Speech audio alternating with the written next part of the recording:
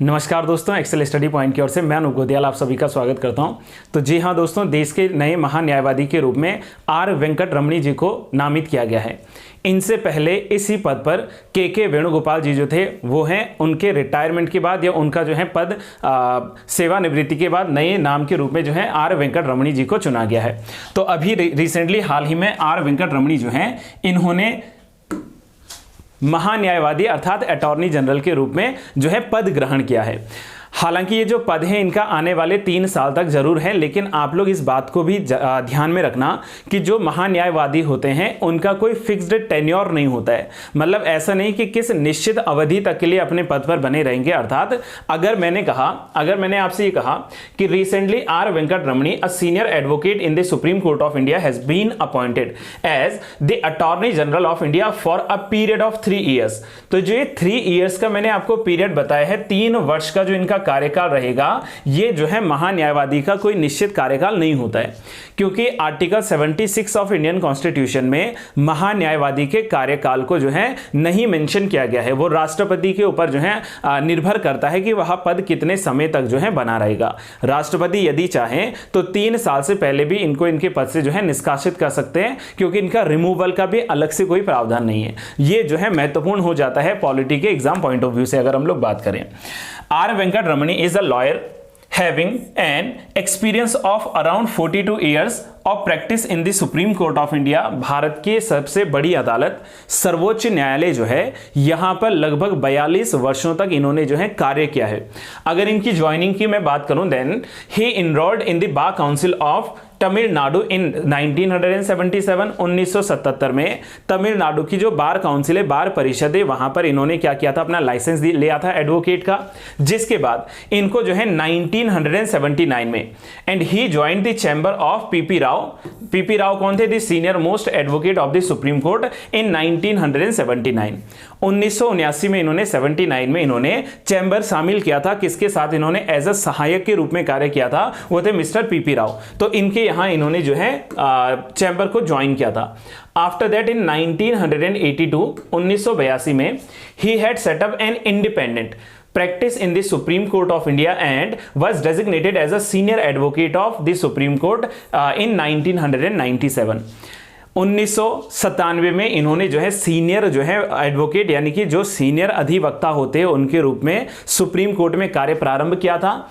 इससे पहले 1982 में इनको स्वतंत्र यहां पर जो है कार्य दे दिया गया था, मतलब अपने केसेस को वहां पर लड़ने का, इनको प्रैक्टिस करने का वहां पर क्या मिल गया था, चार्ज मिल गया था। साथ में यह महत्वपूर्ण हो जाता है दोस्तों दैट कि he became a member of the law committee इन 2010।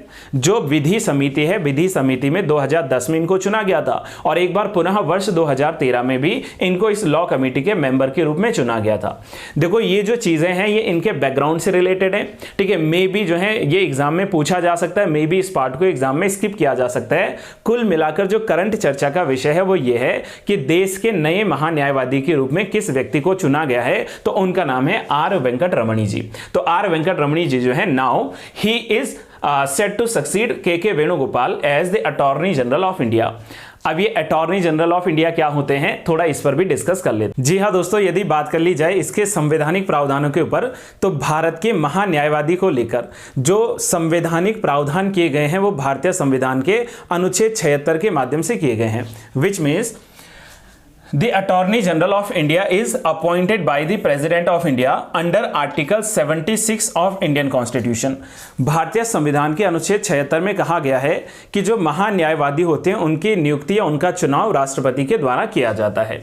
अगर हम लोग बात करें कि वास्तव में महान्यायवादी होते कौन हैं, तो आप लोग ये समझ लीजिए कि महान्यायवादी जो हैं वो देश के सबसे बड़े जो है विधिक सलाहकार हैं, सबसे बड़े जो है विधि मंत्री के रूप में इनको जान सकते हैं। That he is the highest law officer in the India and the attorney general of India is must be eligible for becoming the जज ऑफ सुप्रीम कोर्ट।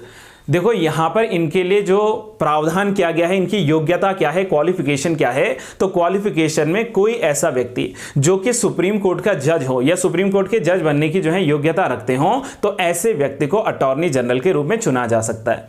अब सवाल यह बनता है कि वास्तव में सुप्रीम कोर्ट के जज बनने के लिए जो है वो क्या योग्यताएं होनी चाहिए। हमने कह तो दिया कि महान्यायवादी की वही क्वालिफिकेशन है जो सुप्रीम कोर्ट के जज की है, लेकिन सुप्रीम कोर्ट के जज की क्या योग्यताएं हैं, तो सुप्रीम कोर्ट के जज की सबसे पहले योग्यता है दैट कि वह भारत का नागरिक है हो, he should be a citizen of India, Bharat का नागरिक होना चाहिए।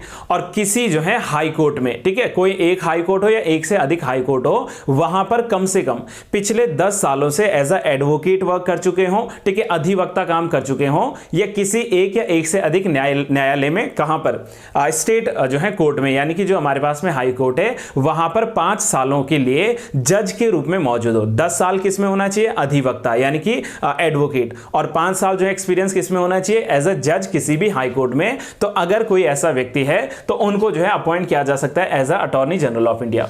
जैसा कि मैंने आपको बताया है कि अटॉर्नी जनरल ऑफ इंडिया का कोई फिक्स्ड टेन्योर नहीं है, ऐसा नहीं कि इनका कार्यकाल 3 साल है, 6 साल है, 5 साल है, नो, ऐसा कोई फिक्स्ड टेन्योर नहीं है। There is no specific tenure for the attorney general of India and he holds the office during the pleasure of the president of India, which means कि ये राष्ट्रपति के प्रसाद पर्यंत जो है पद धारण करेंगे। प्रसाद पर्यंत पद धारण करने का मतलब आप लोग ये समझ लीजिए कि ये व्यक्ति जो है अगर राष्ट्रपति चाहें तो इनको किसी भी समय इनके पद से निष्कासित कर सकते हैं, ठीक है। तो राष्ट्रपति के पास में ये जो है अथॉरिटीज है। The constitution does not specify the ground or the procedure for his dismissal or the removal of the Attorney General of India. Simply he can be removed by the President of India at any time because of कि उन्हीं के प्रसाद पर्यंत जो है पद धारण किया है। So guys, this is all for today. I really hope आपको ये न्यूज़ जो है समझ में आई होगी, और अगर आपको न्यूज़ समझ में आती है, अगर आपको ये वीडियो इन्फॉर्मेटिव लगती है तो आप वीडियो को लाइक जरूर करें, अपने फ्रेंड्स के साथ में शेयर जरूर करें, और अगर आप लोग चैनल से बिल्कुल नए जुड़े हैं तो चैनल को सब्सक्राइब करना ना भूलें। आज के लिए इतना ही। Till then have a good day to all. Thank you so much.